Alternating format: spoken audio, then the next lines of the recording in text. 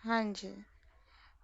जिन बच्चों की 6:30 क्लास है, वोकेशनल वाले जो हैं, आई वाले बच्चे, कोई आया आई से?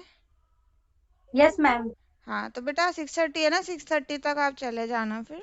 आपका एग्जाम भी है 20 तारीख को, तो मैं कोशिश ओके मैम। करूंगी कि उससे पहले ही कंप्लीट हो जाए आपका डिस्कशन, ताकि किसी भी सब्जेक्ट का लॉस ना हो आपका। अगर मान लो बाई चांस कुछ रहता है पार्ट, वैसे मैं रिकॉर्ड कर रही हूँ, तो आप तब उसे उसको रिकॉर्डिंग देख लेना, उसमें से आ जाएगा। ठीक है, ज़्यादा टाइम वेस्ट नहीं करते, ये स्टार्ट करते हैं। ठीक है। अच्छा, 20 कहाँ तक करे थे कल हमने? लास्ट क्वेश्चन कौन सा किया था, किसी को याद है? आवाज़ आ रही है सबको? चुप नहीं बैठना आपने, आंसर देने हैं, क्विक आंसर आने चाहिए सबके। चलो बताओ जल्दी।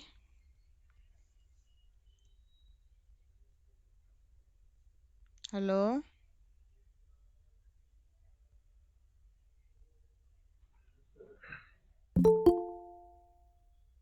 हेलो।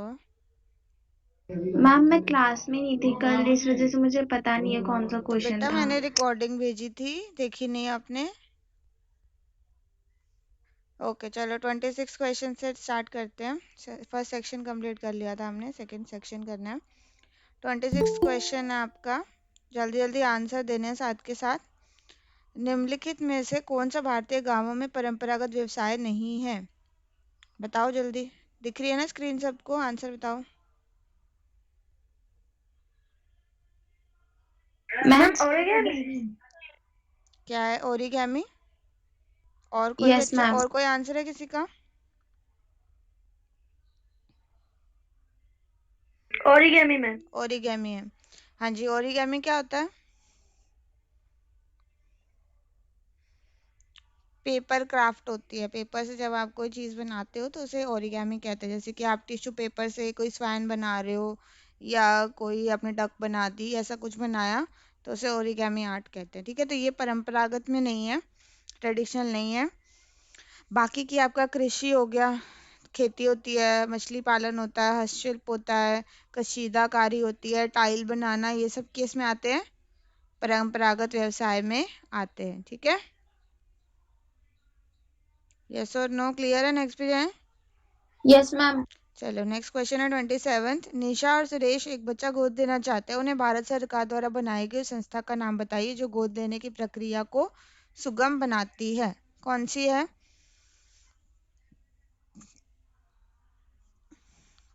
जल्दी। मैम सारा। कौन सी है? सारा क्या होता है? मैम सी हाँ, ऑप्शन। सी है। मैम लग रहा है मुझे। क्यों, सी का क्या है? एसओएस गांव है, एसओएस बालगाम अडॉप्शन करवाता है। No ma'am, S C. CSC कराता है। नो मैम, देख रहे हैं ऑप्शंस। मैम इसमें SOS बालगांव आना चाहिए। एसओएस बालगाम आना चाहिए। हाँ मैम। हाँ मैम अच्छा, जी। अडॉप्शन करवाता है एसओएस बालगाम। आंसर है बी, CARA। CARA की फुल फॉर्म क्या होती है? Central adoption resource authority. Okay ma'am. ठीक है, नाम है उसका यही है, yes ma'am. Central adoption resource authority. तो यहाँ पे अडॉप्शन के लिए गाइडलाइंस वगैरह प्रिपेयर होती है। बाकी जो आपका है CAC क्या है? Codex Alimentarius commission. Full forms याद रखोगे तभी आंसर समझ आएगा। ठीक है, yes ma'am. CAC Codex Alimentarius क्या बनाते हैं? फूड कोड, नेशनल स्टैंडर्ड्स हम इसके रेफरेंस से बनाते हैं। ठीक है। ओके। यस एसओएस क्या है? बालगाम है, वहां बच्चे जो हैं, जो जिन बच्चों को छोड़ दिया जाता है, परित्यक्त बच्चे, एबंडेंट बच्चे जो होते हैं, वो इसमें आते हैं। यहाँ पे आते हैं 10 से 15 बच्चों के ऊपर एक मदर होती है, फैमिली बेस्ड केयर देते हैं। याद आया? Yes ma'am. ठीक है, अडॉप्शन नहीं होता वहाँ पे। MDM है, मिड डे मील है। MDM का क्या होता है? Mid day meal. इसमें तो अडॉप्शन का कोई लेना देना ही नहीं है। इसीलिए कंफ्यूज करने के लिए वो फुल नेम नहीं बताते, वो आपको सिर्फ शॉर्ट फॉर्म्स देंगे। अब आपको एक्रोनिम्स याद होंगे तभी तो फुल कर पाओगे आप आंसर, नहीं तो आपको समझ ही नहीं आएगा आंसर क्या है इसका। ठीक है, चलो नेक्स्ट पे आते हैं। आपकी बहन ने स्नातक की पढ़ाई के बाद नर्सरी टीचिंग ट्रेनिंग की है, तो निम्न में से कौन सा करियर विकल्प उसको उपलब्ध नहीं होगा। यहाँ फोकस करना है नहीं के ऊपर, यानी 3 जो है वो कर सकती है और उसमें से एक जो है करियर ऑप्शन नहीं है उसके लिए। बताओ क्या आंसर आएगा। मैम कॉलेज में सहायक प्रोफेसर, सी वाला आंसर मैम। हाँ, सी वाला नहीं आएगा, बिकॉज उसमें उसको बच्चों के बारे में पढ़ने के लिए कोई ज़रूरत नहीं है, क्योंकि वो क्या कॉलेज में बड़े लोग बच्चों को पढ़ा रही है, फर्स्ट थिंग। और दूसरा, वो जो सहायक प्रोफेसर बनने के लिए सिर्फ स्नातक कोर्स की ज़रूरत के या नर्सरी टीचिंग तक की एजुकेशन इनफ नहीं होती, उसके लिए आपको पीएचडी करनी पड़ती है। ठीक है, तो इसीलिए कम से कम पोस्ट ग्रेजुएशन करनी पड़ती है, तो वो उसके लिए एलिजिबल नहीं है। ठीक है, समझ आया। तो अगर किसी और क्वेश्चन में भी इस तरीके का ऑप्शन आता है, तो सहायक प्रोफेसर में आपको कम से कम दिया होगा पोस्ट ग्रेजुएशन। ठीक है, यस मैम। चलो अब इसका मिलान करिए, बताओ क्या आंसर आएगा।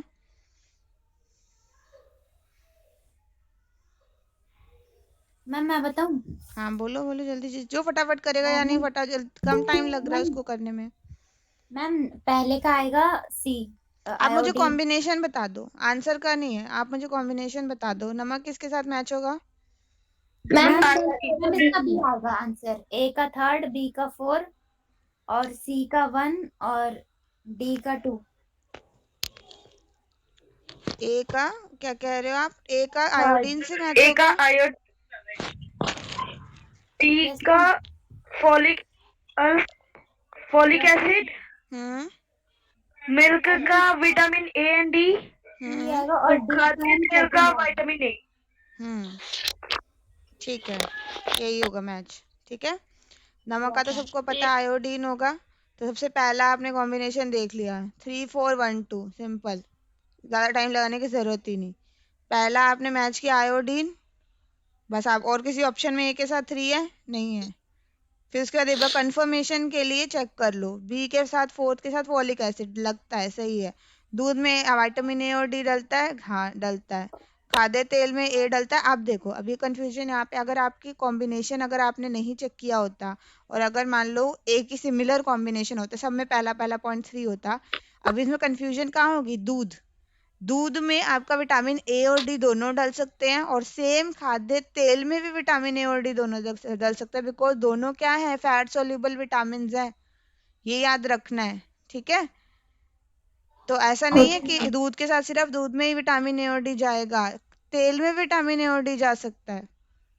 पर क्योंकि तेल जो दूध है, दूध में कैल्शियम भी होता है, तो कैल्शियम एब्जॉर्ब जल्दी हो जाएगा अगर विटामिन डी उसके अंदर होगा। समझ आया। ठीक है, तो ऐसा नहीं है कि आपका अगर मान लो दूध नहीं होता और तेल होता और उसमें आप विटामिन ए और डी होगा, आप ढूंढते रह जाओ, मैम हमने तो उसमें ए और डी सिर्फ दूध के साथ पढ़ा था। जरूरी नहीं है, दोनों फैट सोल्यूबल विटामिन है, तेल में भी सोल्यूबलाइज हो जाएंगे। ठीक है, ये याद रखना। ठीक है, फोलिक अम्ल कौन सा है, विटामिन बी है। मैंने बताया था आटा या जितनी भी ऊर्जा वाली चीजें होती हैं, उनमें विटामिन बी सही चाहिए होता है ऊर्जा को क्या करने के लिए, मेटाबोलाइज कराने के लिए। तो इसीलिए अगर आटे में फोलिक अम्ल डालते हैं, तो आटा जो है वो जल्दी पच जाता है। ठीक है, ये समझ आया रीजन क्यों फोलिक अम्ल विटामिन बी है।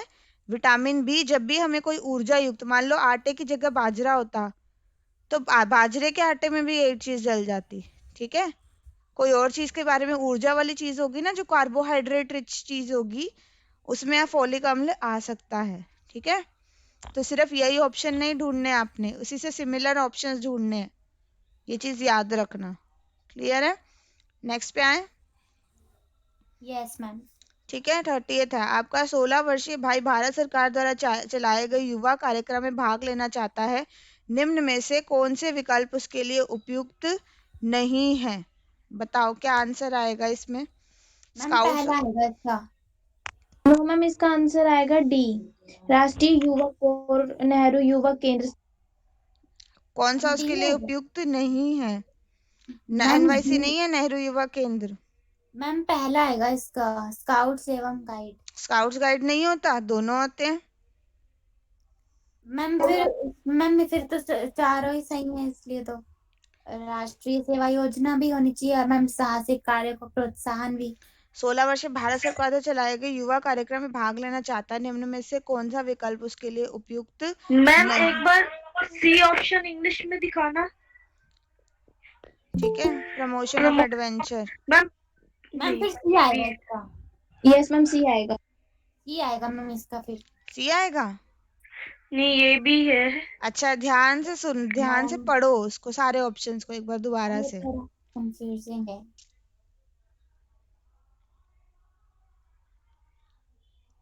मैम नेशनल सर्विस स्कीम आएगा शायद मैम बी। एनएसएस नहीं होता? पढ़ा नहीं था एनएसएस? मैम फिर तो सारे ही हो गए, फिर ए भी बताया आपको, बी भी सी हाँ, भी। ए भी सही है, बी भी सही है, सी भी सही है, डी भी सही है। ठीक तो है, मैम नेहरू मैम इस नेशनल यूथ सही है। कॉर्प्स। ठीक है, तो मैम फिर तो अब सारे ही अब सही हाँ, है। अब मेरी बात ध्यान से सुनो। अब वो क्या है कि वो यूथ प्रोग्राम भारत सरकार द्वारा में भाग लेना चाह रहा है। ठीक है, भाग लेना यानी उसके लिए क्या करना चाह रहा है, वॉलंटियर करना चाह रहा है। अब वो कितने साल का है? 16 साल का। नेहरू युवा केंद्र संगठन में जो पढ़ाने वाले युवा होते हैं वो एटलीस्ट ग्रेजुएट होने चाहिए। याद आया? Okay ma'am. तो 16 यस साल का मैम। बच्चा ग्रेजुएट नहीं हो सकता।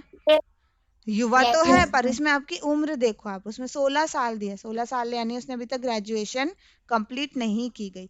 जो उसमें वो जो ट्रेनिंग देने वाले जो बच्चे हैं ना उसमें नहीं आएगा, वो जो ट्रेनिंग लेने वाले बच्चे हैं ना उसमें आ सकता है वो। ठीक है, अब पार्टिसिपेशन का मतलब है उसमें भाग लेना चाह रहा है, वॉलंटियर करना चाह रहा है। थोड़ा ये आ गया ना कॉम्प्लिकेटेड वाला, तो इसीलिए यहाँ ध्यान से देखना है। ठीक है, आंसर फिर चारों सही है, युवा के लिए सारे हैं, पर यहाँ 16 साल का है और वो वॉलंटियर करना चाह रहा है, इसीलिए जो है वो उसके लिए अभी एलिजिबल नहीं है, क्योंकि कम से कम ग्रेजुएट होना कंपलसरी होगा, तभी वो बाकी बच्चों को ट्रेनिंग दे सकता है। क्लियर है ये चीज? अब आगे बढ़े, यस मैम। 31 पे आ जाते हैं। ठीक है, संगीता पालक में उपस्थित कौन से गैर पोषक तत्व की उपस्थिति के कारण पालक का सेवन नहीं कर सकती? क्या होते हैं पालक के अंदर, ये आपने याद कर लो। ठीक है, लैक्टोज किस में होता है? दूध में। मैम दूध में और दही में। हाँ, लैक्टोज दूध में, दूध से बनी सब चीजों में। ठीक है, यस मैम। आपका जो फ्लेवोनॉइड्स होते हैं, फ्लेवोनॉइड्स आपके ज्यादातर जिन जिन चीजों में स्मेल आती है ना, जैसे स्ट्रॉन्ग फ्लेवर वाले चीजें होती हैं उसमें होता है। ठीक है, फिनोल्स जो होते हैं वो तेल वाली चीजों में होते हैं। ठीक है, और ऑक्सलेट होता है आपकी हरी सब्जियों में, पत्तेदार वाली सब्जियों में। क्लियर है ये चीज? ये रटना पड़ेगा आपको, क्योंकि देखो लैक्टोज से रिलेटेड पहले तो क्वेश्चन आता है कि मेडिकल फूड कौन सा है, जिस दूध में से लैक्टोज निकलता है वो मेडिकल फूड है, चिकित्सीय खाद्य। ये नोट करते रहिए साथ के साथ। ठीक है, दूसरा जो ऑक्सलेट होता है, लैक्टोज जो होती है, एक लैक्टोज एक शुगर होती है, शर्करा होती है, चीनी होती है, जो दूध में पाई जाती है, जो कई बार कई लोग जो है वो पचा नहीं पाते। ठीक है, तो उनके लिए डॉक्टर क्या सलाह देते हैं, ऐसा दूध पिलाइए जिसमें लैक्टोज नहीं है। अब ऐसा कौन सा दूध होता है जिसमें लैक्टोज नहीं है? जैसे कि सोयाबीन वाला मिल्क, सोयाबीन का दूध, यानी प्राकृतिक सब दूध में आपको लैक्टोज मिलेगा।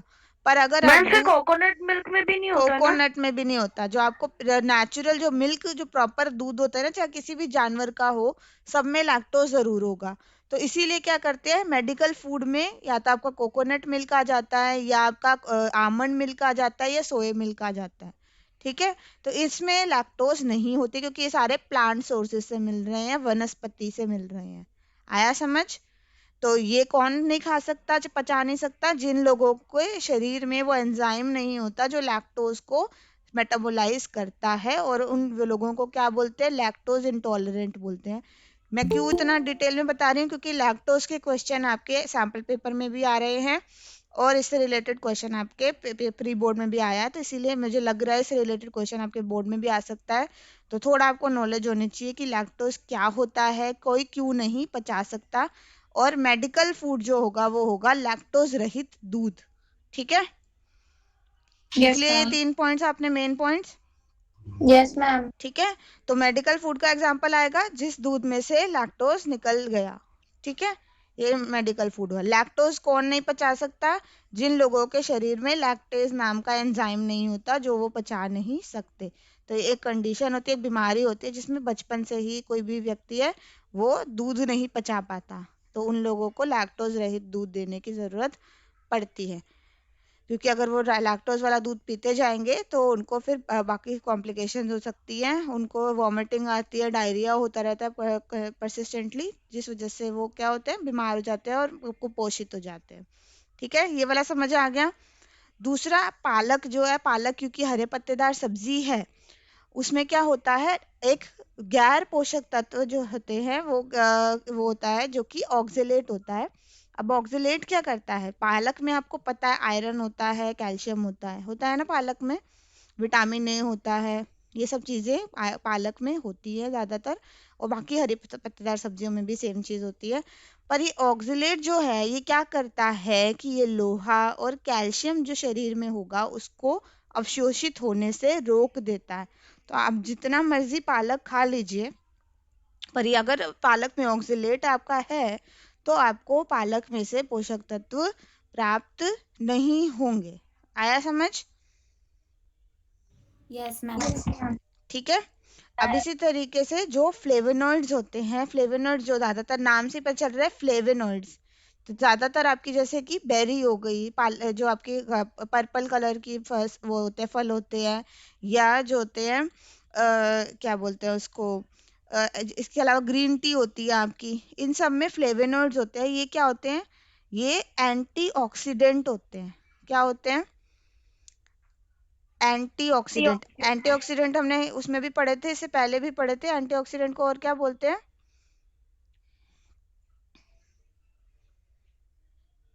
और क्या बोलते हैं मैम एंटीऑक्सीडेंट को? इसी में पेपर में आया था ना हमारा एंटीऑक्सीडेंट का क्वेश्चन।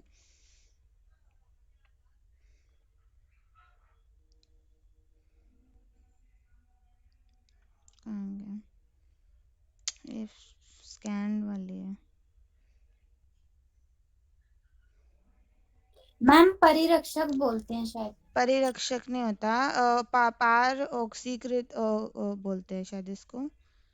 एक बार मैं वो एंटी का देख रही हूँ मेरे ख्याल से।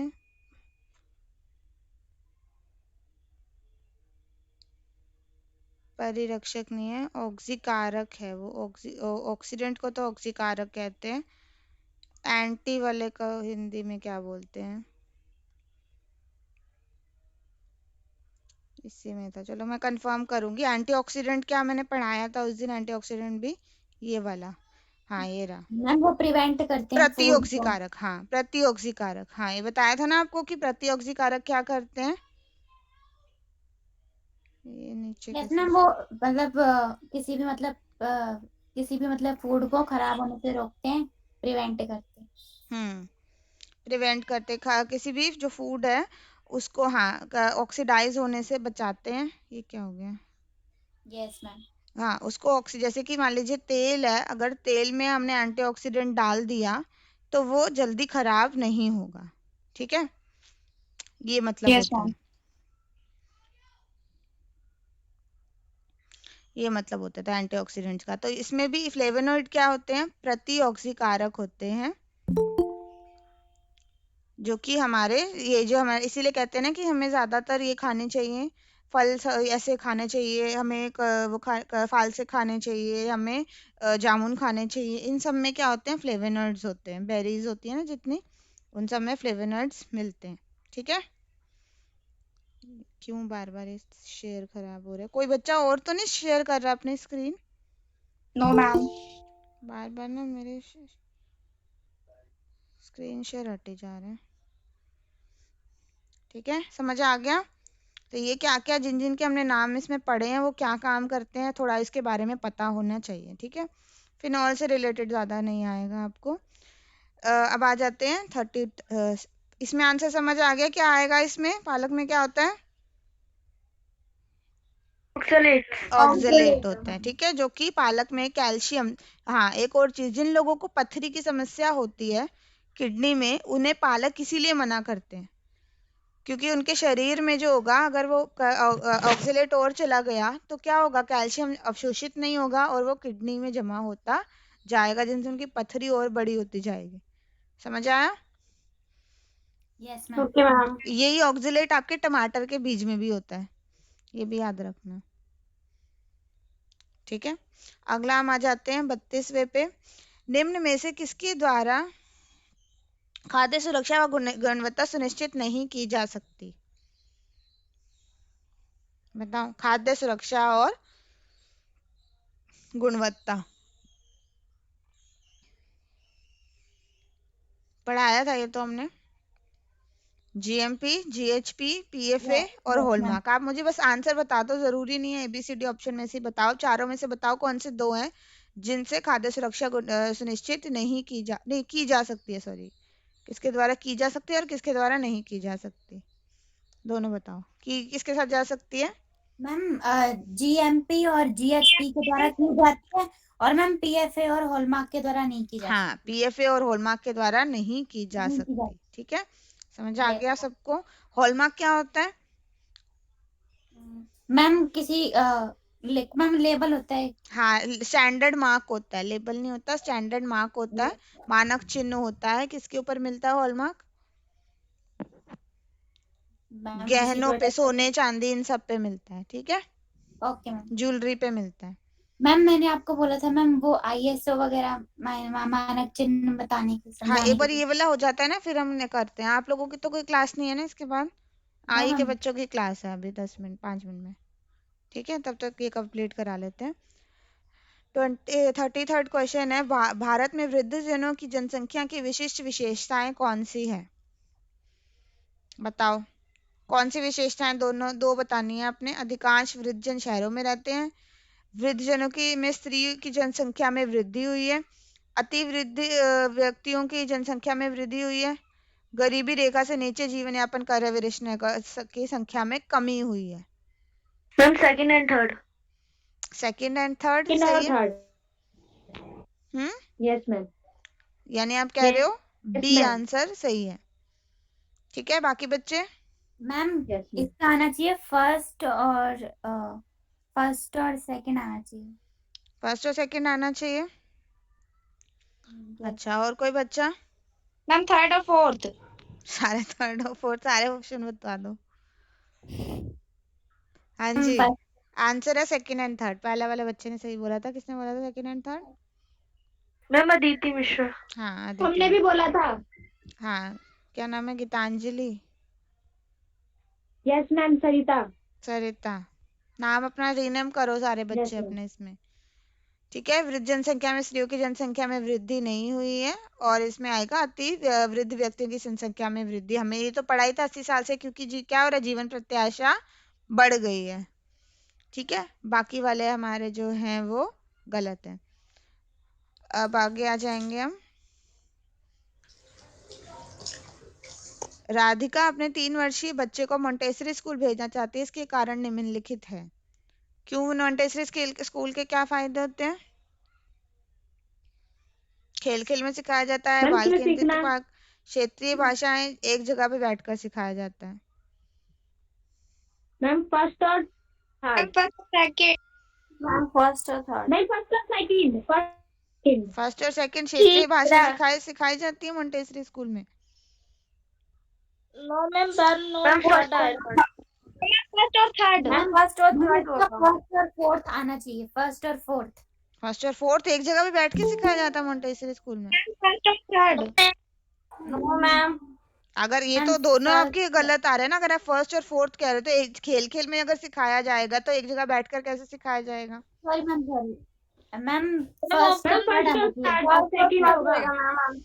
फर्स्ट और फर्स्ट और थर्ड है थर्ड। इसका फर्स्ट और आंसर। सेकंड। ठीक है, यस फर्स्ट और मैम। थर्ड है। खेल खेल में सिखाया जाना चाहिए बाल केंद्रित उपागम। तो बाल केंद्रित उपागम तो है ही, जितना भी अगर आप आइडियल भी लोगे तो बाल केंद्रित उपागम ही होगा, और खेल खेल में सिखाया जाने वाला भी आइडियल है। तो इसीलिए क्या आएगा आपका? फर्स्ट और फर्स्ट और थर्ड। थर्ड ही आएगा, क्योंकि मोंटेसरी स्कूल सबसे अच्छे वाले माने जाते हैं। ठीक है, अगला है, कोई बच्चा उस पे है क्या? एक सेकेंड। अच्छा, आ गए। हाँ जी, अगला है हमारा, sorry, नितिन अपने खाद्य संसाधन उद्योग आरंभ करना चाहता है, वह खाद्यों को खराब होने से बचाने के लिए कौन से तरीके अपनाएगा?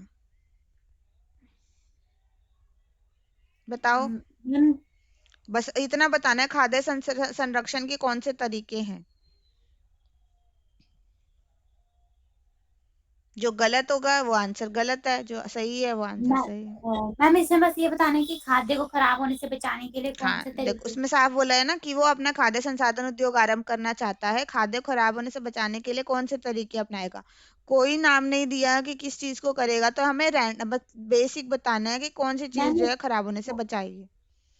मैम इसमें आएगा भंडारण के समय ताप अधिक रखना। अच्छा, अधिक रखने से भंडारण में खाद्य पदार्थ संरक्षित रहता है? No ma'am. मैम इसमें पीएच कम करना आएगा और पीएच कम करना मैम आएगा। ऊष्मा का अनुप्रयोग। हाँ, अनुप्रयोग, ठीक है। Yes, ऊष्मा का ma'am. अनुप्रयोग यानी कि हीट अप्लाई करेगा अगर आप अपने फूड पे, तो उससे बैक्टीरिया मर जाएंगे यस मैम। और शेल्फ लाइफ बढ़ जाएगी। और पीएच कम करेगा तो शेल्फ लाइफ बढ़। अब इनमें से बताना है ना, बाकी तो हमें और भी तरीके पता है। भंडारण का तापमान कम करना हो, इसमें अगर ये होता तो ये भी सही होता। नमी कम करना होता तो ये भी सही होता। सुखाना होता तो भी सही होता। ऑक्सीजन कंट्रोल करना वो भी सही होता। समझ आया? तो वो बाकी तरीके भी हैं, पर इनमें से सिर्फ 2 सही हैं, बाकी गलत हैं, इसीलिए हम वो गलत वाले नहीं करेंगे। ठीक है, समझ आया? तो हमें पता है पेपर में सेम ऑप्शन तो नहीं आएगा, पर हमें बाकी मेथड्स भी पता होनी चाहिए। याद रहेगा सबको? Yes ma'am. यस ठीक है। मैम। अगला है राष्ट्रीय वृद्धावस्था पेंशन योजना 19 नवंबर, एक सेकेंड कहाँ गया, हाँ 19 नवंबर 2007 से इंदिरा गांधी राष्ट्रीय वृद्धावस्था पेंशन योजना के नाम से जाना जाता है।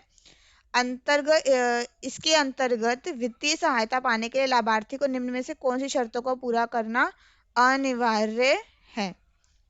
60 वर्ष की आयु होनी चाहिए, पेंशनधारी होना चाहिए, आयु प्रमाण पत्र अनिवार्य नहीं है।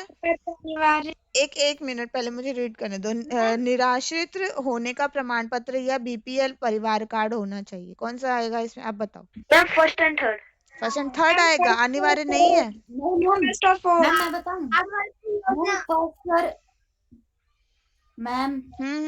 First and second. मैम इसमें फर्स्ट आएगा। फर्स्ट और सेकंड नहीं, पेंशनधारी कैसे होगा? जो पेंशन उसको लेनी है, तो पेंशनधारी अगर वो पहले से है तो दोबारा पेंशन थोड़ी ना मिलेगी उसको। मैम फर्स्ट और फोर्थ आएगा। देखो 60 वर्ष की आयु, हमारे देश में 60 वर्ष की आयु ही है, वृद्धावस्था शुरू होती है। अगर वो पेंशनधारी पहले से है तो उसको पेंशन नहीं मिलेगी। इसका मतलब आयु प्रमाण पत्र अनिवार्य क्यों नहीं है? क्योंकि हमें कैसे पता चलेगा कि वो 60 वर्ष का है? तो आयु प्रमाण पत्र अनिवार्य है। निराश्रित होने का प्रमाण कि वो किसी से पैसे नहीं ले रहा, यानी कि सही है। और बीपीएल परिवार कार्ड भी होना चाहिए कि वो गरीबी रेखा से नीचे है। समझ आया? अब इसमें इस क्वेश्चन से, अब देखो इसी क्वेश्चन से आपके 3 क्वेश्चन और बन सकते हैं। पहले तो इसका फुल नेम याद रखो, राष्ट्रीय वृद्धावस्था पेंशन योजना। ठीक है, इसकी डेट याद रखो, कब आया? 19 नवंबर 2007। ठीक है, किस नाम से जाना जाता है? इंदिरा गांधी राष्ट्रीय वृद्धावस्था पेंशन योजना। अब आया समझ? और इसकी शर्तें आपको पता चल गई। तो ये आपका सेम क्वेश्चन घूम फिर के फिर से पेपर में आ सकता है, तो इसके बारे में सारी जानकारी होनी जरूरी है। क्लियर है? Yes ma'am. और इसमें जो बाकी ऑप्शन हमने निकाल भी दिए वो भी आपको पता होने चाहिए, उससे रिलेटेड भी कोई क्वेश्चन आपका बन सकता है। ठीक है, जैसे बीपीएल है, बीपीएल कौन होते हैं? बिलो पॉवर्टी लाइन, गरीबी रेखा से नीचे। सिंपल 1 नंबर का क्वेश्चन बन सकता है। ठीक है। 37वां, नीरज एक उद्यमी बनना चाहता है, उनमें कौन सी विशेषता होनी चाहिए? तो आपके पेपर में भी आया था।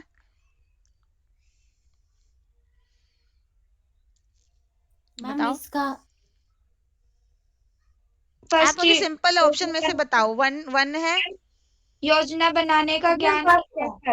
हाँ ये फर्स्ट है, फर्स्ट और फोर्थ है। First and fourth. योजना बनाने का ज्ञान और कौशल और फोर्थ होना में। चाहिए। जोखिम ना उठाना Yes, ma'am. गलत है, क्योंकि जोखिम उठाना पड़ेगा। आसान समाधान की अपेक्षा नहीं करनी चाहिए, क्योंकि आसान समाधान आपको नहीं मिलेगा। अच्छे संप्रेषण बातचीत करने के कौशल होने चाहिए, तभी आप लोगों को वो करेंगे ताकि वो आपको पैसे दे सके और ये आपके व्यवसाय में भरोसा कर सके। ठीक है, नेक्स्ट आ जाइए 38। Yes, ma'am. प्रारंभिक बाल्यावस्था में व्यवसायिकों में कौन से कौशल अवांछनीय है? अवांछनीय क्या होता है? मैम स्किल्स जो आर नॉट डिजायर्ड, जो need नहीं चाहिए। ठीक not है, needed।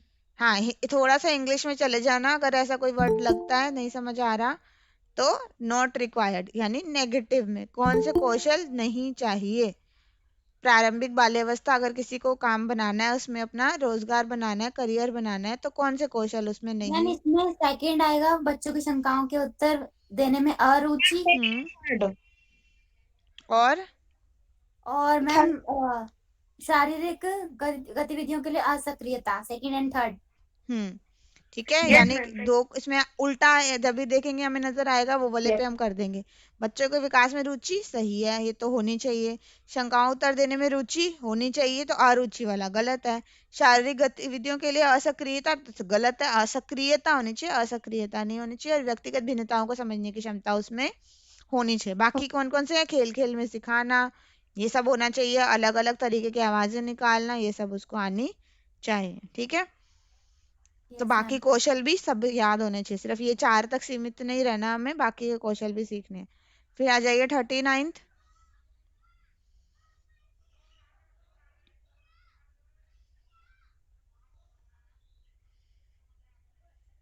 हाँ जी, खाद्य जनित रोग निम्न में से कौन किसके लिए उत्तरदायी है? खाद्य जनित रोग से क्या होता है? मैम सेकंड आएगा मृत्यु। मैम सेकंड आएगा मृत्यु।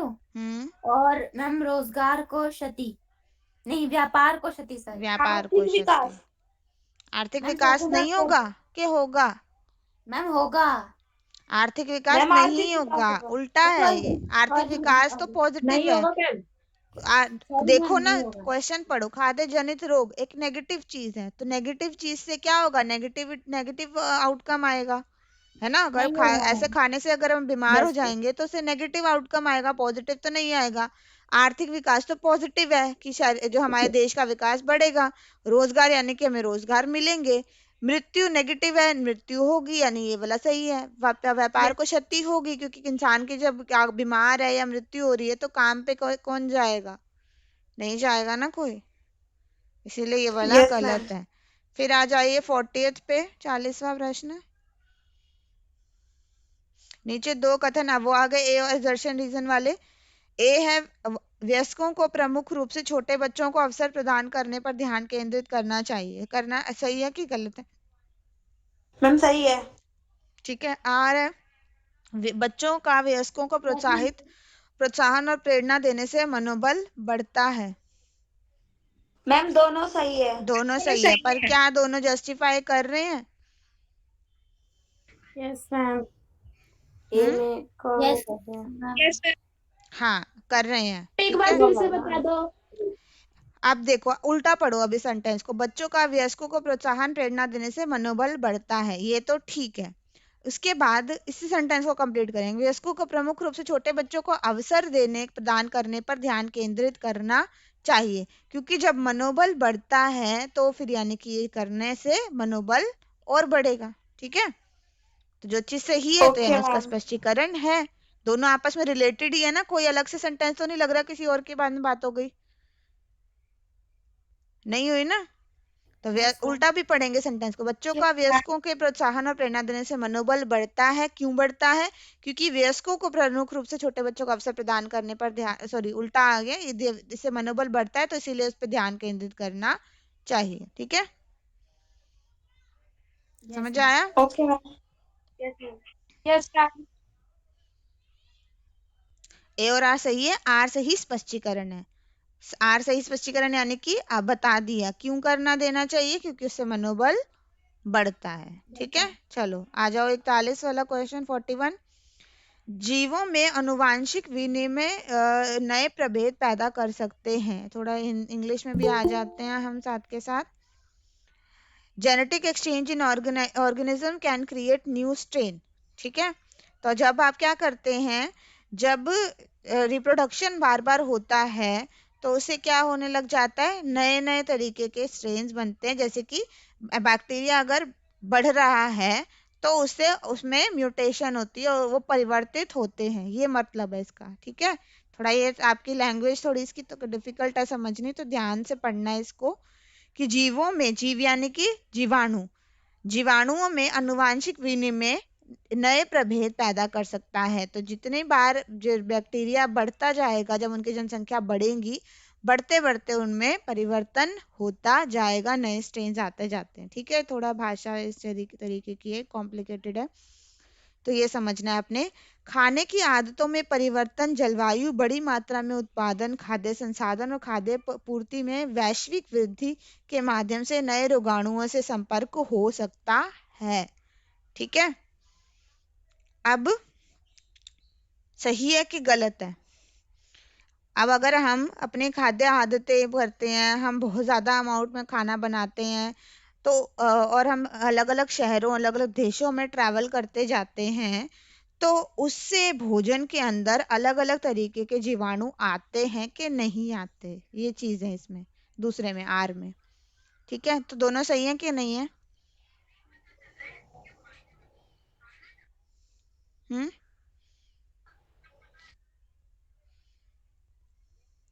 बताओ, दोबारा बोलूं? Yes ma'am. जीवों में आनुवांशिक विनिमय नए प्रभेद पैदा कर सकते हैं। ठीक है, यस मैम। अब अगला है कि खाने की आदतों में परिवर्तन, जलवायु, बड़ी मात्रा में उत्पादन, खाद्य संसाधन और खाद्य पूर्ति में वैश्विक वृद्धि के माध्यम से नए रोगाणुओं से संपर्क हो सकता है। अब इसमें बात किसके बारे में हो रही है? नए रोगाणुओं की बात हो रही है। ठीक है, और इसमें है कि पुराने रोगाणु हाँ मैम ए और आर दोनों सही है, पर आर सही नहीं है।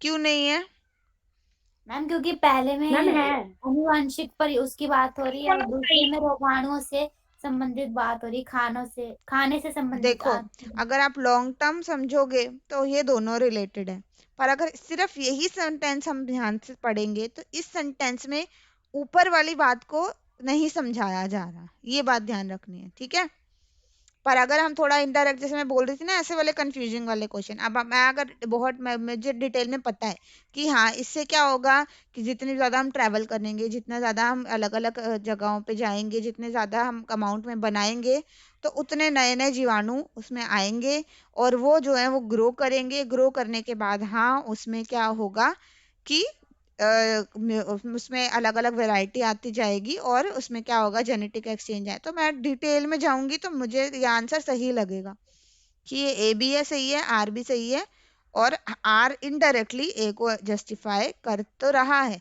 पर इस सेंटेंस में वो बात कर रहा है रोगाणुओं की और वो बात कर रहा है सिंपल जीवों की। तो जीव में, जैसे मैंने पहले सेंटेंस में समझाया आपको, जीव में तो मैंने आपको रोगाणुओं के संदर्भ में ही बताया, जीवाणुओं के संदर्भ में ही बताया, है ना। पर इस सेंटेंस में सिर्फ किसकी बात हो रही है? जीव। अब जीव एक इंसान भी हो सकता है, जीव एक जीवाणु भी हो सकता है, जीव एक रोगाणु भी हो सकता है, ठीक है, एक वायरस भी हो सकता है। क्लियर है ये बात? तो इसीलिए वो इनके अकॉर्डिंग आंसर क्या आएगा? बी आएगा। ठीक है, यस मैम। समझ आया? तो हमें किसके ऊपर करना है फोकस? सिर्फ जो गिवन सेंटेंस है उस पे, ज्यादा हमें डिटेल में जाने की जरूरत नहीं है, ज्यादा दिमाग लगाने की जरूरत नहीं है। तो जो बच्चे ज्यादा दिमाग लगा रहे हैं ना लगाएं, क्योंकि मैं भी लगा रही हूँ तो मुझे भी आंसर सही लग रहा है, पर जो है आपको सिर्फ इसी पे स्टिक करना है। यहाँ जीव है, यहाँ रोगाणु है, हमें नहीं पता यहाँ तो कौन से रोगाणु की बात है, कौन आ रहा है कौन नहीं आ रहा, पर रोगाणु के संपर्क करने से उसमें वृद्धि हो सकती है, पर उसमें जो है नए बनते हैं नहीं बनते हैं उसके बारे में हमें कोई क्लियर क्लैरिफिकेशन इस क्वेश्चन में नहीं दी गई। ठीक है, नेक्स्ट पे आते हैं 42। जीव आविश उत्पन्न करते हैं, आविश उत्पन्न करते हैं। खाद्यों में आविश गंध, दिखावट या स्वाद से पहचाने जा सकते हैं। टॉक्सिन्स, सही है कि नहीं? Yes. पहचाने जा मैम एक सकते बार हैं। क्वेश्चन दोबारा बता दीजिए। मैम A/R is false क्योंकि स्मेल से या टेस्ट से कैसे डिटेक्ट करेंगे टॉक्सिन्स को? हाँ, टॉक्सिन्स मैम एक नहीं बार हो हिंदी में सकते, दिखा दो। जीवाणु आते हैं। याद रखा कि हम कुछ जीवाणु हैं, हाँ, वो टॉक्सिन्स प्रोड्यूस करते हैं। ठीक है। मैम इसका ए आएगा। पर आर जो है इसका क्या है? Yes ma'am. आर गलत है, क्योंकि सही। टॉक्सिन्स जो होते हैं, जो विषैले पदार्थ होते हैं, वो हम टेस्ट या स्मेल से नहीं पहचान सकते। उसके लिए जो है वो तो तभी होगा जब आप उसको ले लेंगे, खा लेंगे और उसके बाद आपको सिम्टम्स आएंगे। समझ आया? Yes, sir. अब अगर मान लीजिए आविश क्या है, जहर है, आपके खाने में जहर है या नहीं है, स्मेल से पता चल जाता है। सिंपल सा नो लॉजिक मैम। है ना? और मैम, मान खाने लीजिए से कि कुछ वो चीज स्मेल कर भी रही है, तो स्मेल करने से मान जीवाणु तो है, पर वो जीवाणु विषैले हैं कि नहीं है ये नहीं हमें पता। ठीक है, तो मान लीजिए अगर कोई स्मेल और टेस्ट स्पॉइलेज में आ जाएगा ना, वो टॉक्सिन्स में नहीं आएगा। हाँ, वो टॉक्सिन्स में नहीं आएगा। ठीक है, तो ये वाला ए सही है और आर गलत है। तो आर देखते ही हमें समझ आ गया कि टॉक्सिन्स स्मेल और टेस्ट से नहीं पहचाने जा सकते। बात खत्म। 43 पे आ जाइए। नीचे दो कथन, ए है आपका रोग, अस्वस्थता व उनका उपचार, रोगों की रोगी आएगा यहाँ पे, रोगों नहीं है, रोगों की पौष्टिक स्थिति को प्रभावित करता है, रोगी की पौष्टिक स्थिति की को प्रभावित करता है। और रोग के उपचार के साथ साथ उसकी पोषण संबंधी आवश्यकता का ध्यान रखना बहुत आवश्यक है। हाँ जी, रोग और उपचार के साथ पोषण संबंधी आवश्यकताओं को बहुत ध्यान रखना आवश्यक है। Yes ma'am. क्योंकि रोग, अस्वस्थता और उनका उपचार रोगी की पोषण स्थिति को प्रभावित करता है। यस मैम, सही है। मैम आर सही स्पष्टीकरण है, पहला सही आएगा। स्पष्टीकरण है, आपके अकॉर्डिंग इसमें सही स्पष्टीकरण है, पर इसमें आपके आंसर की में ये आंसर है इसका बी, कि सही स्पष्टीकरण नहीं है। ठीक है, एक बार दोबारा पढ़ते हैं। रोग, अस्वस्थता व उनका उपचार रोगी की पोषण स्थिति को प्रभावित करता है। रोग के उपचार के साथ साथ उसकी पोषण संबंधी आवश्यकताओं का ध्यान रखना बहुत मेरे ख्याल से तो ए ही आना चाहिए, इसमें बी क्यों दिया हुआ है? रोग, अस्वस्थता, उसका उपचार रोगी की पोषण स्थिति को प्रभावित करता है, उल्टा है। हाँ, इसलिए गलत है। क्यों? क्योंकि ये ए जो है वो कर रहा है एक्सप्लेन, आर एक्सप्लेन नहीं कर रहा, ए एक्सप्लेन कर रहा है आर को। ध्यान से पढ़ेंगे।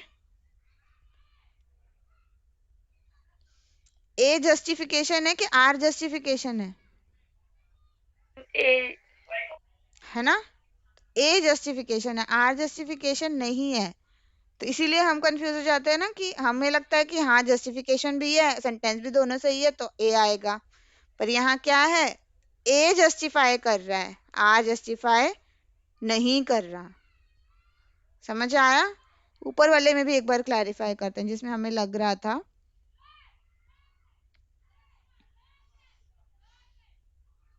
उसमें भी है। हाँ, ऊपर वाले में भी 41 वाले में भी यही है कि प्रभेद पैदा कर सकते हैं, तो ये जस्टिफिकेशन है। और आर जो है वो जस्टिफिकेशन नहीं है, वो जैसे उन्होंने फैक्ट बताया हुआ है। समझ आ गया? तो जहां पे आर एक फैक्ट है और दोनों में से एक भी जस्टिफिकेशन है, तो हम उसमें ए नहीं करके आएंगे, हम आर करके आएंगे। क्लियर है? चलो एक चीज और समझ आ गई ना, हमें कैसे अटेम्प्ट करना है। हमें अपना जरूर ध्यान देना है कि दोनों में से एक्सप्लेन कौन सी चीज कर रहा है, कौन सा सेंटेंस कर रहा है। अगर कोई पहला वाला अगर एक्सप्लेनेशन है तो भी हमारा आंसर बी ही होगा। ठीक है? Yes ma'am. ध्यान रखना है पेपर के टाइम पे। ये देखो कंफ्यूजन हमारी उस वाले पेपर में भी मुझे लग रहा है इसीलिए हो रही होगी, बिकॉज आर जो है वो जस्टिफिकेशन नहीं था, ए जस्टिफिकेशन था। 44 पे आ जाइए। मांस मछली 1-2 दिन में खराब नहीं होते और ये विकार्य खाद्य पदार्थ हैं।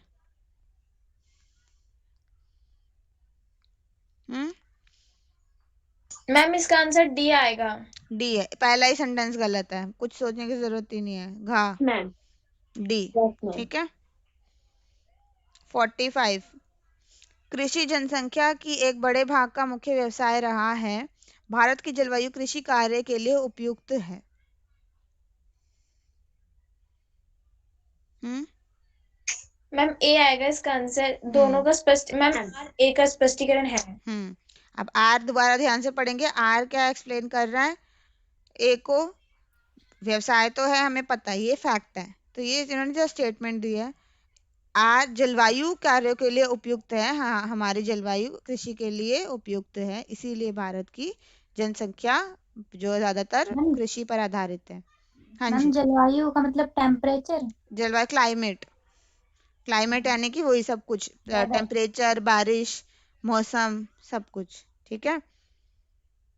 Okay ma'am. चलो 46 पे आ जाइए। ए पोषण खाद्य पोषकों और दूसरे पदार्थों के साथ शरीर द्वारा उनके पाचन, अवशोषण तथा उपयोग का विज्ञान है। डेफिनेशन सही है?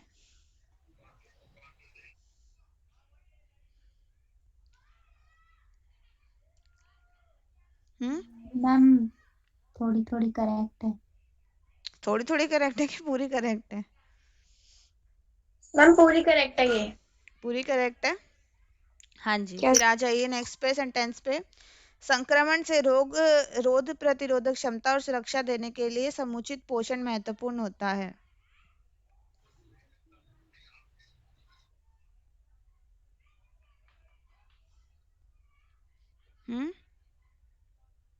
मैम ये तो समझ ही नहीं आया। अगर मान लीजिए कि इन्फेक्शन होता है, तो इन्फेक्शन से रोग क्षमता और सुरक्षा के लिए अगर आपको इन्फेक्शन से बचना है और तो उसके लिए अच्छा पोषण जरूरी होता है। बेसिकली रोग क्षमता यानी बीमारी ना होना और सुरक्षा यानी प्रिवेंशन, ठीक वही बात है, ठीक है। Yes ma'am, prevention and cure जो है, अगर आपको इन्फेक्शन हो जाता है या इन्फेक्शन से बचना है, तो अगर आप सही पोषण लेंगे तो बच जाएंगे, ठीक है। यस मैम, सही है। सही है, तो आंसर क्या आएगा? मैम इसका मैम इसका ए आएगा। ए और आर दोनों सही है और आर सही स्पष्टीकरण है। क्यों सही है? ए तो सिर्फ डेफिनेशन है, डेफिनेशन को कोई कैसे एक्सप्लेन कर सकता है? मैम डेफिनेशन है, पोषण की बात कर रही है, बस अच्छा जस्टिफाई मैम, कर फिर रहे हैं इसका उसको, बी है। नहीं कर रहे। Ma'am second.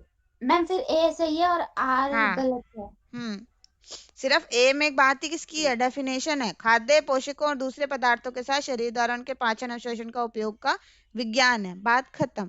फिर संक्रमण से अगर रोग क्षमता होती है तो उसके लिए अच्छा पोषण हमारे लिए जरूरी होता है। अलग दोनों सेंटेंस को अगर आप जोड़ के भी पढ़ोगे तो उसमें सेम बात नहीं हो रही, अलग अलग बात हो रही है, ठीक है। वो बात हो रही है पाचन, अवशोषण, उपयोग। ये बात हो रही है संक्रमण, रोग क्षमता, सुरक्षा, है ना। Yes ma'am. तो कोई रिलेशन दोनों में नहीं है। नेक्स्ट आ जाए। Yes ma'am. ए है, कुछ लोग अपना कार्य का आनंद लेते हैं, चुनौतियों की उत्सुकता से प्रतीक्षा करते हैं, कठिन कार्य को सकारात्मक दृष्टिकोण से संभालते हैं। अब बताओ।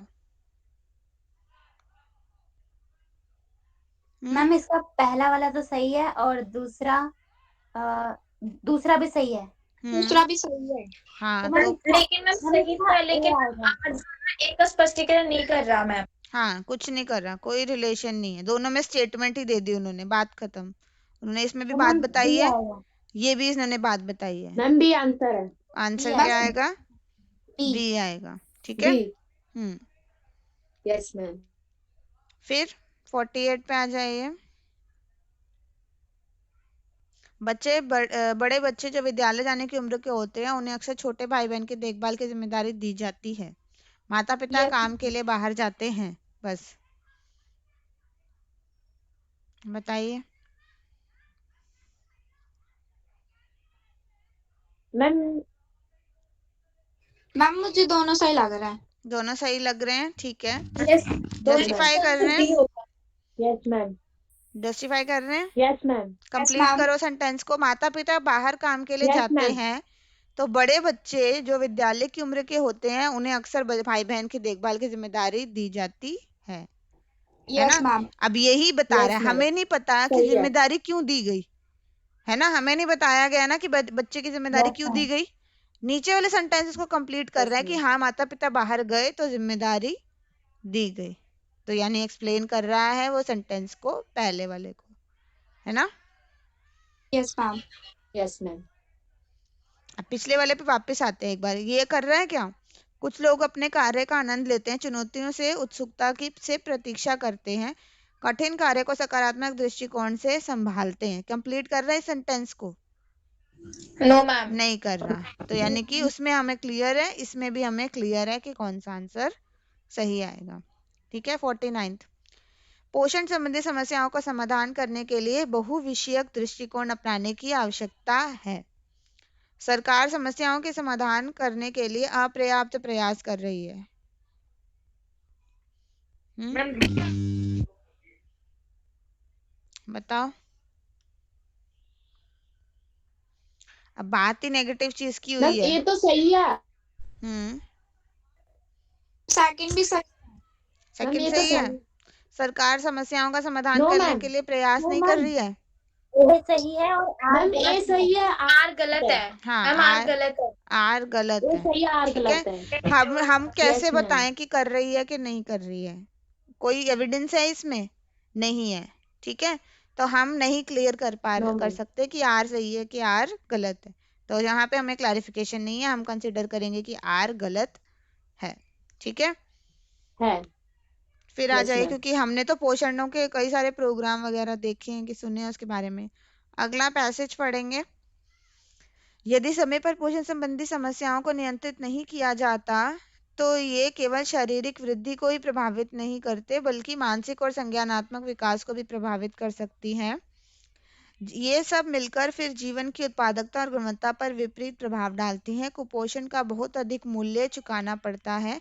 विशेषज्ञों के अनुसार उन्हें अनुमान लगाया कि कुपोषण के कारण उत्पादकता में क्षति जीवन भर की कमाई का 10% से अधिक होता है और राष्ट्र के समग्र घरेलू उत्पाद में 2 से 3% होती है। ठीक है। पहला है, अध्ययन का वह क्षेत्र जो अच्छे स्वास्थ्य को बढ़ावा देने से संबंधित है जिससे जनता की पोषण संबंधी समस्याओं का समाधान हो सके।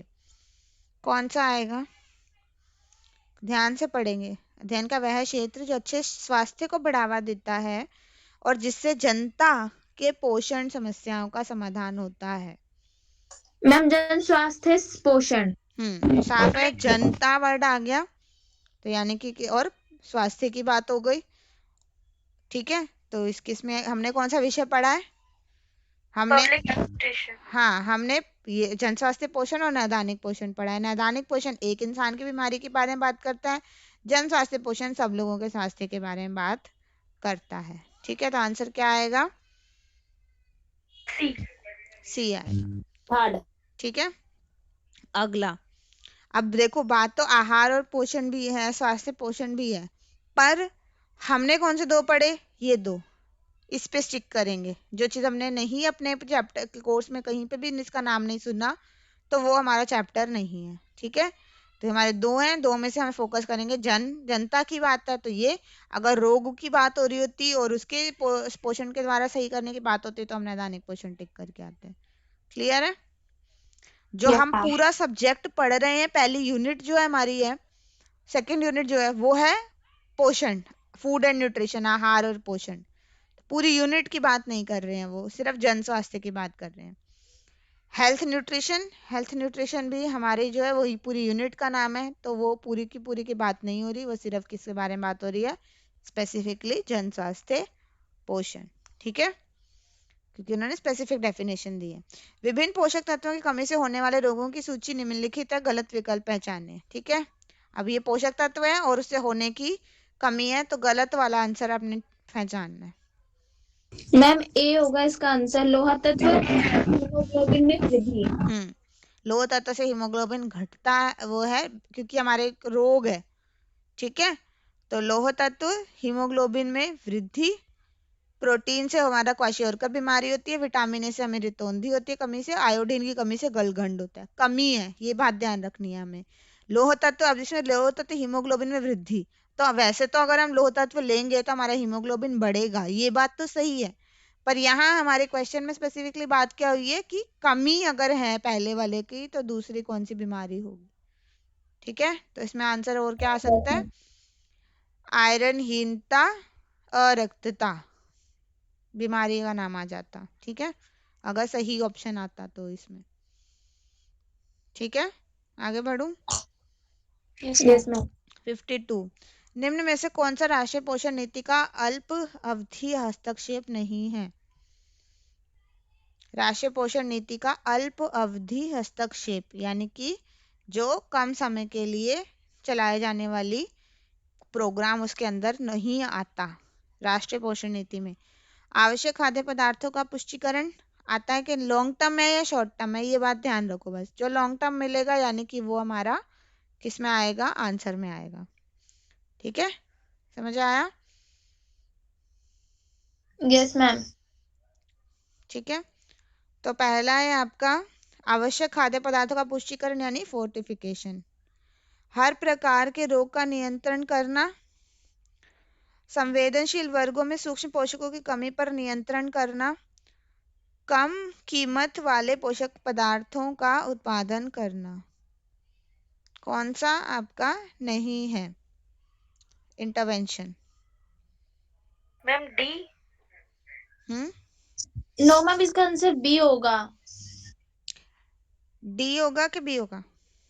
मैम बी होगा, क्योंकि ना हर प्रकार के रोगों का नियंत्रण हम नहीं कर सकते ना उसमें हाँ अल्पावधि में, कम समय में। हर साफ ही क्वेश्चन में है कि हर जो है हमारा छोटे समय में, क्योंकि जो आपका मिड डे मील है बेसिकली वो इसी पर आधारित है।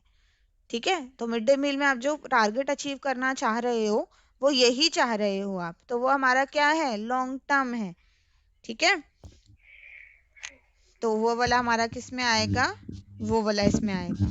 तो जो लंबे समय तक चल रहे कार्यक्रम आते हैं वो हमें नहीं इसमें आएंगे। ठीक है, शॉर्ट टर्म में अगर हम प्रबलीकरण करेंगे तो हमारी उसी समय वो बीमारी की जो है सिम्टम्स सही हो जाएंगे।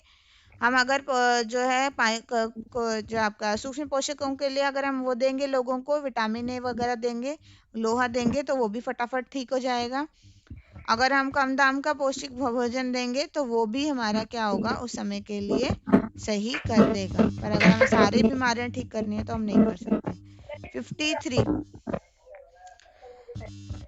अब इसमें आपका कुपोषण वाला भी आ जाएगा।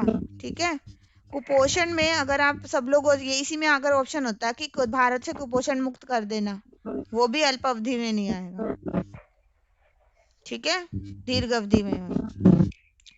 चलो, देश के विशिष्ट अस्पताल जैसे अखिल भारतीय आयुर्विज्ञान संस्थान, अब इसके फुल फॉर्म याद रखेंगे एम्स की, आपको ये भी आ सकती है, अखिल भारतीय आयुर्विज्ञान संस्थान में इलाज करना किस तरह के स्वास्थ्य देखभाल है? कौन सा चरण है? मैम तृतीयक। तृतीयक। ठीक है, ये तो सबको पता होगा। 54, चलो दो आपने ढूंढने हैं। जन पोषण विशेषज्ञ के लिए जीविका के अवसर कौन से हैं?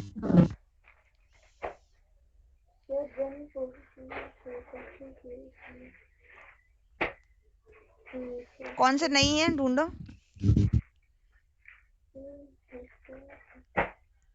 जो नहीं है वो क्रॉस हो जाएंगे, बाकी दोनों आएंगे। मैम फर्स्ट और सेकंड नहीं है, थर्ड और फोर्थ है। थर्ड और फोर्थ है राष्ट्रीय स्वयंसेवी संस्थान।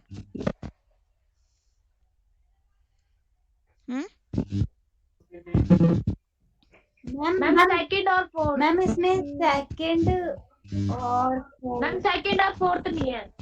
सेकंड और फोर्थ नहीं है। मैम फर्स्ट और सेकंड है। फर्स्ट और सेकंड।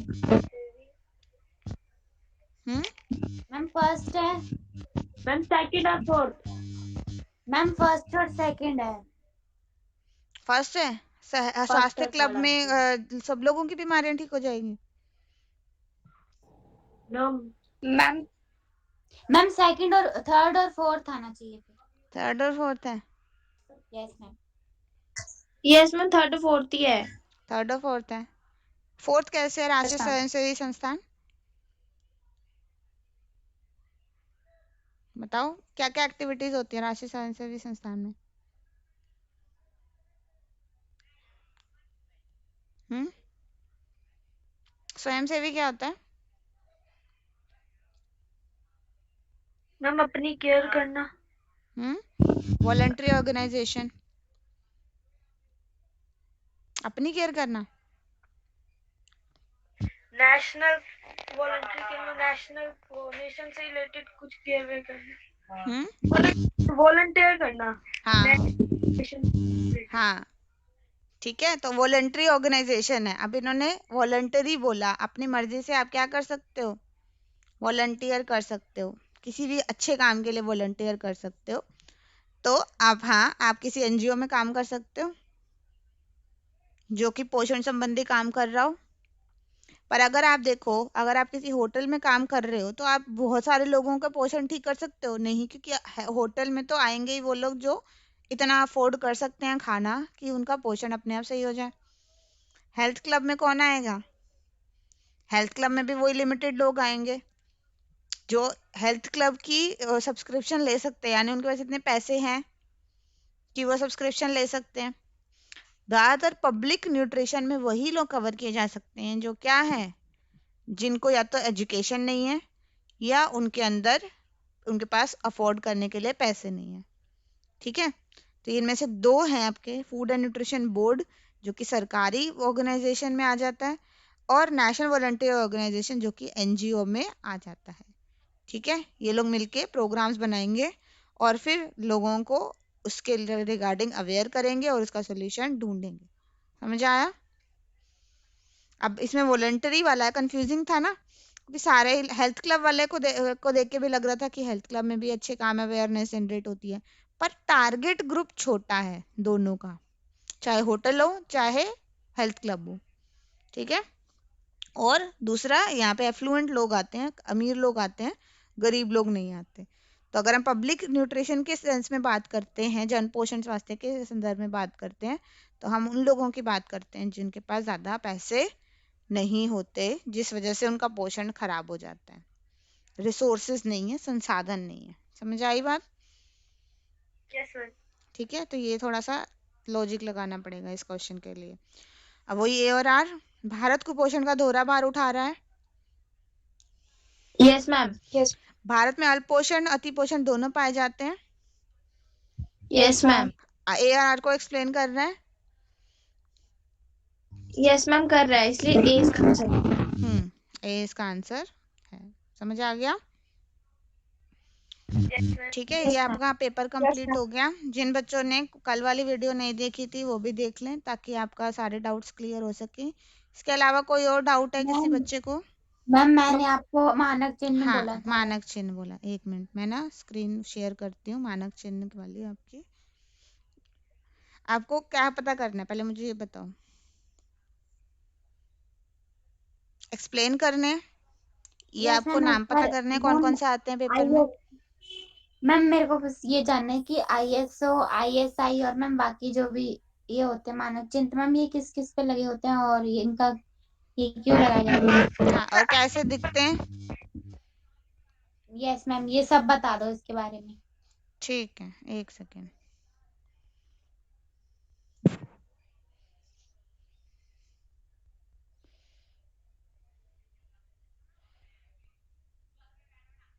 एक मिनट।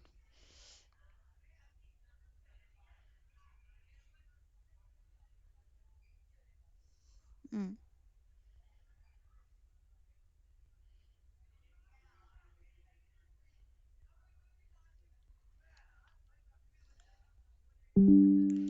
हाँ जी, तो पहला था हमारा, एक सेकेंड,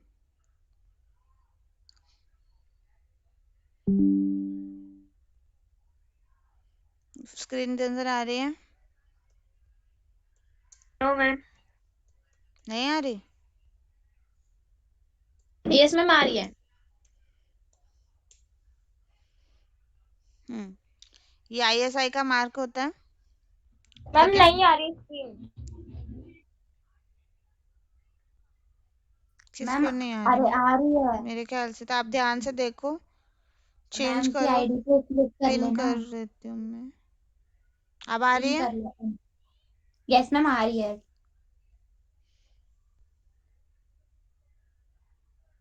यस मैम आ रही है। आ रही है ना? हाँ, ये आपका आईएसआई का मार्क है। ठीक है। अब आईएसआई दो तरीके के देखी जाती है। आईएसआई पहले कौन सी एजेंसी करती है?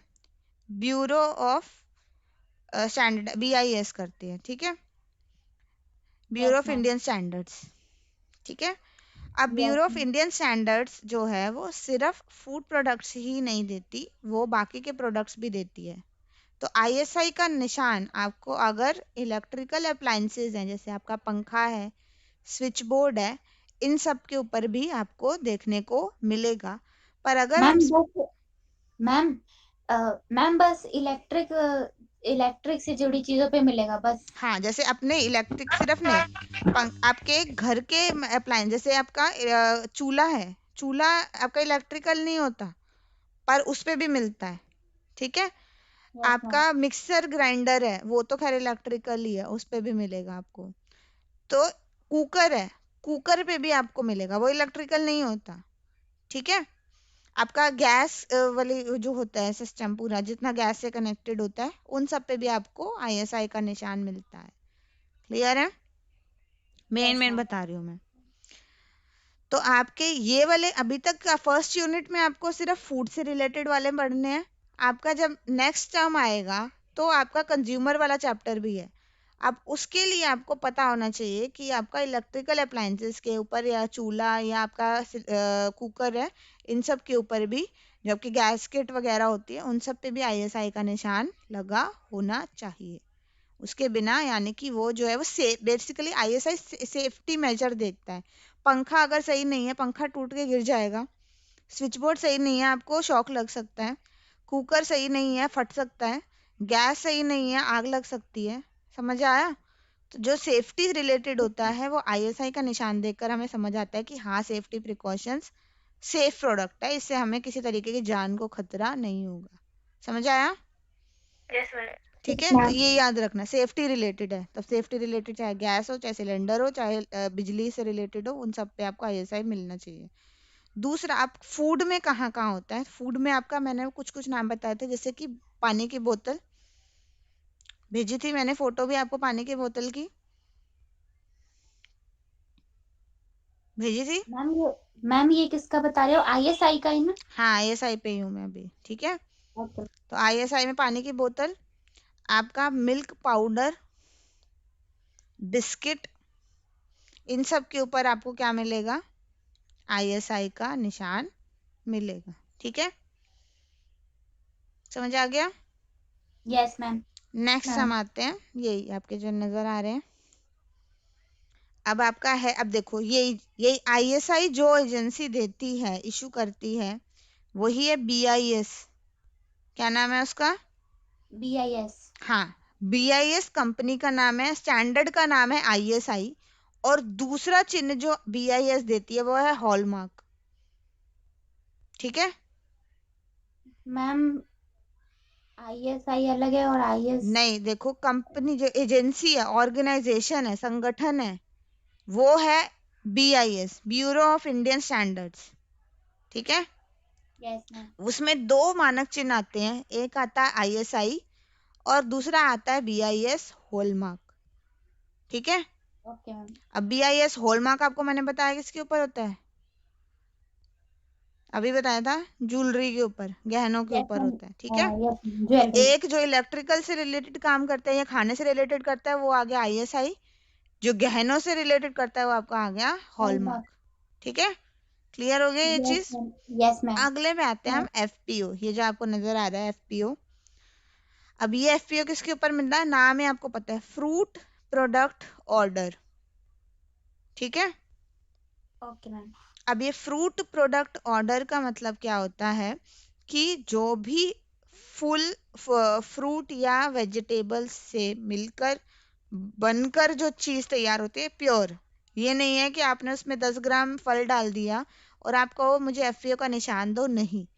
मिनिमम उसमें कम से कम आधा से ज्यादा कॉम्पोजिशन उसमें फ्रूट या वेजिटेबल की होनी चाहिए, जैसे कि मैंने आपको बताया मटर, सफल के मटर, ठीक है। मैम पर उसमें फ्रूट थोड़ी होता है, फ्रूट होता है मैम। वेजिटेबल तो है ना, ये इसका पूरा नाम fruit and vegetable product order था पहले, शॉर्ट तो फॉर्म मैम करके उन्होंने सिर्फ फ्रूट प्रोडक्ट ऑर्डर कर दिया। तो मैम आपने बोला कि फ्रूट और प्रोडक्ट फ्रूट और फ्रूट और वेजिटेबल, वेजिटेबल से मिलके बनाना चाहिए, तो मैम इसमें फ्रूट तो नहीं आया ना, बस वेजिटेबल आया। और मतलब है ना इंग्लिश वाला और, ओ आर वाला और, ठीक है। अच्छा, या तो दोनों में से। या वाला, ठीक है। तो ओके। मटर हो गए आपके, गाजर आपको मिल रही है कटी हुई, उसके ऊपर मिलेगा आपको। अब वो प्रोसेस्ड होना चाहिए, ये चीज ध्यान में रखना, कटी हुई प्रोसेस्ड मिल रही है। प्रोसेसिंग की हमने डेफिनेशन पढ़ी थी, क्या होती है प्रोसेसिंग की डेफिनेशन? या तो किसकी मैम? पूर्ण रूप से तैयार या अर्ध रूप से तैयार खाद्य, जो आपका हमने पढ़ा था ना, क्या बोलते हैं इसको, फूड प्रोसेसिंग को हिंदी में क्या बोलते हैं, संसाधन, ठीक है। तो खाद्य यस। संसाधन जो है हमने पढ़ा था ना, क्या होता है, या तो पूर्ण रूप से तैयार है अर्ध रूप से तैयार। तो या तो पूरे तरीके से तैयार होगा या आधा आधा, जैसे कि मान लो आपको मिल रहा है डब्बे में बंद फल, जिसमें आपने थोड़ा सा चीनी का घोल डाला हुआ है, उसमें आपको मिले, जैसे फल है यानी कि मान लो नाशपाती है, नाशपाती कटी हुई आपको कैन के डिब्बे में मिल रही है, उस पे आपको एफपीओ मिल जाएगा। पर अगर आप बाजार से कटी मतलब एक पूरी नाशपाती लेकर आते हो, तो उसके ऊपर आपको एफपीओ का निशान नहीं मिलेगा, क्योंकि वो संसाधित नहीं है। अब समझ आई बात? Yes ma'am. तो या तो फ्रूट होगा या वेजिटेबल। और उदाहरण बताती हूँ, जैसे कि आपका जैम है, पूरी तरीके से तैयार है, बना किससे, फलों से, फलों से उस पे मिलेगा। अचार है गाजर का, बना किससे, सब्जी से, और वेजिटेबल्स। तो उस पे मिलेगा आपको। आपका और क्या क्या केचप है, उसके ऊपर मिलेगा। आपको बना बनाया सूप मिल रहा है, अब ये देखो, अब सूप मिल रहा है अगर तैयार लिक्विड फॉर्म में, तो उस पे एफपीओ मिलेगा। पर अगर जैसे नौर वगैरह का सूप है जो ड्राई है, तो उस पे कौन सा मिलेगा, आईएसआई। अच्छा, उस पे आईएसआई का मिलेगा। समझ आई बात? Yes ma'am. क्योंकि जो दूध है, अब दूध देखो, दूध पे कौन सा मिलना था, एग मार्क, घी पे कौन सा मिलना था, एग मार्क, पर जब आप उसको सुखा लोगे तो कहाँ जाएगा, आईएसआई। ISI। आया समझ अब? Yes ma'am. ठीक है। अब एग मार्क पे आते हैं, एफपीओ क्लियर हो गया आपका, अचार, आपका जैम, आपकी केचप, आपकी सॉस, इन सब पे कौन मिल यस। रहा है, एफपीओ, एफपीओ। ठीक है। अब आ जाते यस हैं हम मैम। एग मार्क के ऊपर। अब एग मार्क जो है वो मिलता है आपको, जो एग्री नाम ही किससे, एग्रीकल्चरल प्रोड्यूस, ठीक है। अब एग्रीकल्चर प्रोड्यूस में क्या आता है आपका, जो आपकी मिर्चें हो गई, आपका गेहूं हो गया, आपकी दालें हो गई, आपकी लाल मिर्च हो गई, हल्दी हो गई, आपका घी हो गया, ये सब कहाँ मिलते हैं, एग्रीकल्चरल प्रोडक्ट हैं, ये आपके खेतों में या उसी के आसपास गांव वगैरह में ये चीजें बनाई जाती हैं, ठीक है। कंपनी में नहीं बनाई जा रही, कहाँ बनाई जा रही है, वहां पे कंपनी भी लगी, कहाँ फैक्ट्री कहाँ लगी होगी इसकी, कहीं खेतों के आसपास, ठीक है। मैम एग मार्क की। हाँ, एग मार्क की नहीं, जिस चीजों पे एग मार्क मिलता है। अब घी है, घी तो आपको कौन सी कंपनी देगी, जहाँ पे भैंसे वगैरह, जहाँ दूध की सप्लाई होगी वही देगी। दूध के लिए आपको भैंसे पालनी जरूरी है, ठीक है, आपको जानवर चाहिए जो दूध दे सकते हैं। तो वो आप खुले, आप बड़ी बड़ी ऐसे शहरों में तो नहीं लगा सकते, तो वो कहाँ लगाओगे आप, मैम गांव में। गांव खेतों के आसपास लगाओगे ना, जहाँ पे जमीन है आपके पास। तो वो कहाँ, ऐसी सी फसलों पे आपको क्या मिलेगा, एग मार्क, ठीक है।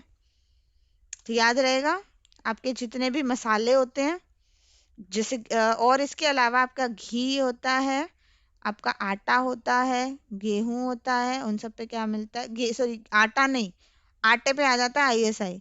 गेहूं है, गेहूं पे क्या मिलेगा, एग मार्क, ठीक है। समझ आ रहा है? Yes ma'am. ठीक है। और कौन सा स्टैंडर्ड रह गया, एफपीओ का सॉरी एफएसएसएआई आ जाता है। एक बार मैं सारे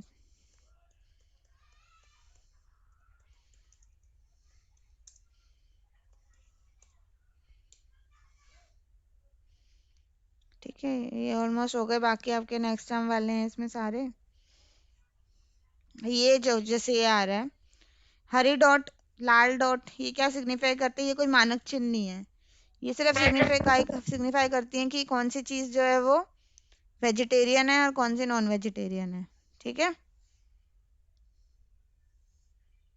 समझ आ गया? मैम आपने एग मार्क का बताया कि जो भी मतलब जैसे घी वगैरह हो गया, इन सब चीजों पे होता है, हम्म और आटे वगैरह पे भी होता है। आटा गेहूं पे होता है, आटे पे नहीं होता। आटे में वही क्या हो रहा है बेसिकली, आप क्या कर रहे हो, अब उसमें थोड़ा सा बड़ा प्रोसेस आ जाता है, प्रोसेस्ड फूड आ गया फिर वो। ठीक है, ओके मैम। तो वो एग्रीकल्चरल लेवल पे नहीं हो सकता, वो आपका प्रोसेस में आ जाता है, उसको पहले छानो, उसको धो और ये सब करो, काफ़ी कॉम्प्लिकेटेड आ जाता है, पैकिंग करो, फिर उसके बाद बड़ा सारा लंबा प्रोसीजर होता है। ठीक है, ये आपका आ गया, ये वाला समझ आ गया। मैं आई थी FSSAI का, मैं बता रही थी आपको। ठीक है, अब ये नजर आ रहा है FSSAI?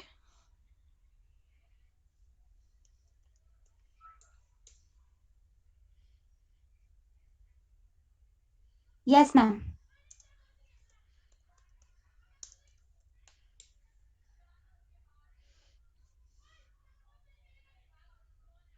एक मिनट मैं ढूंढती हूँ सही वाला कौन सा है, ये रहा। ठीक है,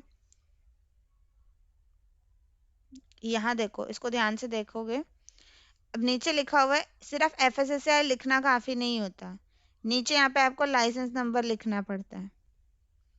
ठीक है, FSSAI का मतलब है कंपनी का लोगो है बेसिकली, ऑर्गेनाइजेशन का, तो उससे कोई आपका मानक चिन्ह नहीं होता। इसमें नीचे आप लाइसेंस नंबर या रजिस्ट्रेशन नंबर जरूर लिखेंगे, तब आपका जो है मानक चिन्ह पूरा होगा। ठीक है, समझ आ गया ये चीज? मैम FSSAI आपको हर खाद्य पदार्थ में मिलेगा, हर फूड प्रोडक्ट में मिलेगा, कोई ऐसा नहीं है फूड प्रोडक्ट, चाहे पानी की बोतल ही क्यों ना हो, चाहे मसाले ही क्यों ना हो, हर फूड प्रोडक्ट पे FSSAI जो है वो मैंडेटरी है, कंपल्सरी मैम है। हर चीज पे मिलता है, हर हर फूड, चीज। फूड पे फोकस करना है, फूड पे। ठीक है, जैसे मैगी है ये, ठीक है, या नीचे लाइसेंस नंबर लिखा है, इस पे भी मिलेगा आपको। यहाँ बिस्किट है, इसमें फोकस नहीं करा हुआ है इन्होंने, पर आपको हर चीज पे आपको FSSAI जरूर मिलेगा। ठीक है, तेल हो गया, आपके नूडल्स हो गई, आपका इवन ये देखो डोमिनो का पिज्जा है, उसके ऊपर भी आपको FSSAI का निशान मिलेगा। ठीक है, अब आया समझ? Yes ma'am. अब क्लियर हो गया आपका स्टैंडर्ड मार्क वाला भी पॉइंट? Yes ma'am. ठीक है, चलो अब क्लास बंद करें, 1.5 घंटा हो गया क्लास को। Yes ma'am. ठीक है, चलो, thank you ma'am. Okay ma'am. Okay.